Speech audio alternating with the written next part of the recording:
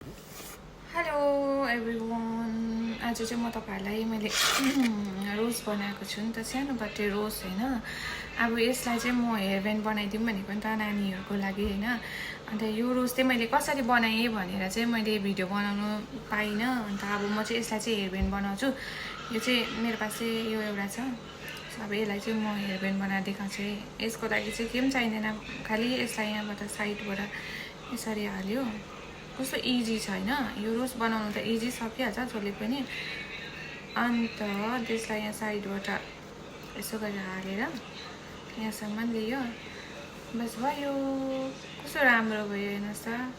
तपाईहरुले पनि घरमा हैन जसको छोरीहरु छ उनीहरुको लागि धेरै राम्रो हुन्छ नि त। यस्तो मैले चाहिँ तीनटा कलरको बनाएको छु। यो रेडमा कस्तो राम्रो भएको छ है।